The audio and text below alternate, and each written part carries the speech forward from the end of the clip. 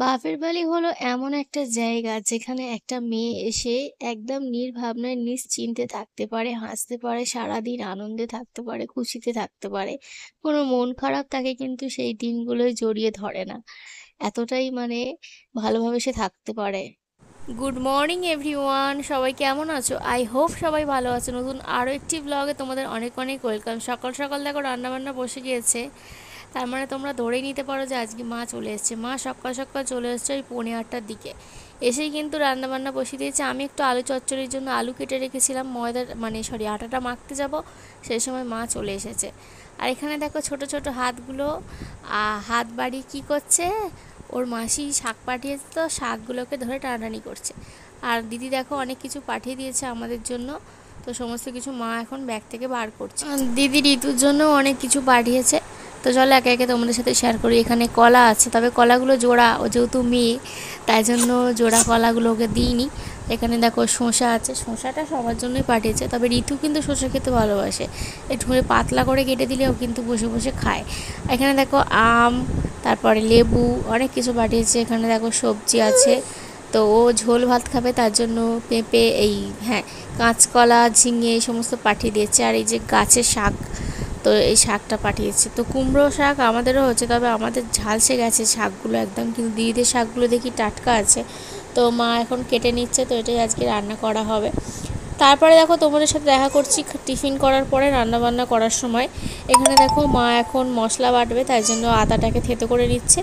আর এই যে দেখো মুসুর ডাল দিয়ে হবে বড়া করে শাকের চচ্চড়ি হবে, কুমড়ো শাকের। এটা কিন্তু খেতে ব্যাপক লাগে।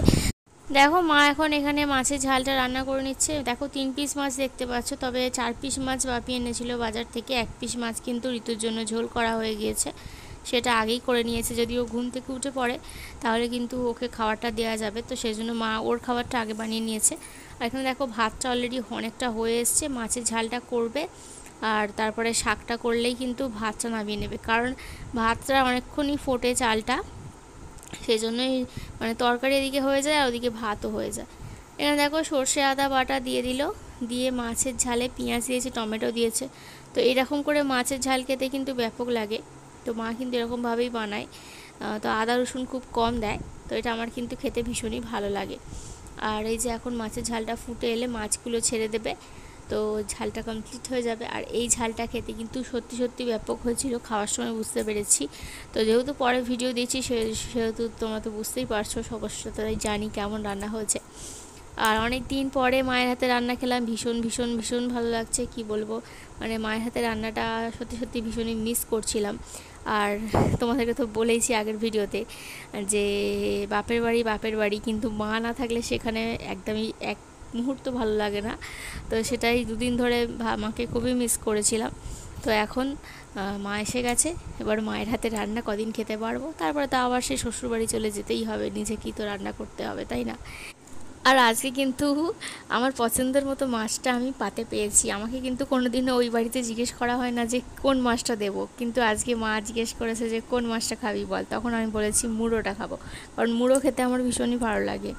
তো ওই বাড়িতে তো কোনো দিনই আমার পাতে মুড়ো পড়ে না, ওই বাড়িতে খাবার দাবার তোমাদের সাথে শেয়ার করি না, তবে এবার থেকে ভাবছি শেয়ার করব। কারণ কি বলো তো, অনেকে ভাবে হয়তো আমি বানিয়ে বানিয়ে অনেক রকম কথা বলি, তো সেটা যাতে ভুল কথা, সেটা আমি কিন্তু এবার থেকে তোমাদের সাথে খাওয়ার সময়তেই শেয়ার করব। তার খাবারটা দেয় হচ্ছে আমার শাশুড়ি মা। তো মানে মা বলতে ইচ্ছা করে না, কিন্তু কথার মধ্যে বেরিয়ে যায় আর কি। তো কী আর বলবো, তো তোমাদের সাথে অবশ্যই শেয়ার করব খাবারগুলো এবার থেকে। তো যারা আমাকে ভুল ভাবো, তো তাদের জন্য আর কি।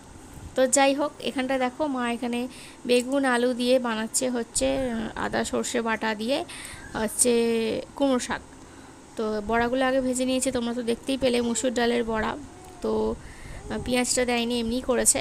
তো খেতে ব্যাপক হয়েছিল বড়া, আবার আমি চেয়ে খেয়েছি দুটো। ঋতুর জন্য একটা বড়া রেখেছিল মা যাতে ও খায়, কিন্তু ও কিন্তু ওটার টেস্ট মানে ভালোবাসেনি আর কি, খায়নি। তো যাই হোক, তো খাবারগুলো দেখে তো এখনও আমার জিভে জল আসছে আর কি, কখন খাওয়া হয়ে গেছে। তো যাই হোক, এখানে দেখো মা এখন তরকারিটা নেড়ে চেড়ে জল ঢেলে দিল। আর শাকটা কিন্তু আগে থাক থেকে সেদ্ধ করা আছে, তো শাকটা এখন দিয়ে দিল, এবার চাপা দিয়ে দেবে, তারপরে শাকটা আস্তে আস্তে হয়ে যাবে। তো মানে শাকটা অনেকটাই হয়েছে, কিন্তু আমি এই সমস্ত রান্না হলে মায়ের থেকে একটু চেয়ে খাই আগে, খাওয়ার আগে আর কি। কিন্তু আজকে চাইনি, কারণ আজকে অনেকজন খাবে এই শাকটা, তো তাই জন্য আজকে আর চাইনি, একেবারে ভাত দিয়েই খেয়েছিলাম।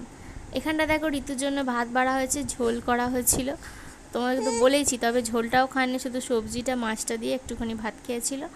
এখন দেখো বিকালবেলা আমি খাচ্ছি হচ্ছে লাড্ডু, এটা দিদি পাঠিয়েছে।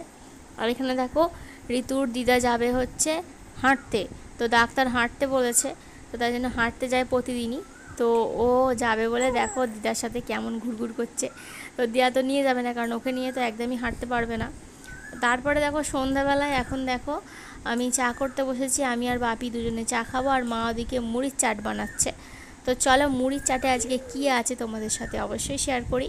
তো প্রথমে চাটা আমি এখন খেয়ে নেবো, আমি আর বাপি, তবে আমি হাফ কাপ খেয়েছিলাম, কারণ প্রচণ্ড গরম পড়েছে, তবে চায়ের লোভটা সামলানো যায় না, যতই গরম পড়ুক না কেন একটু চা কিন্তু খেতেই হয় আর কি, তাই জন্য খেয়েছিলাম।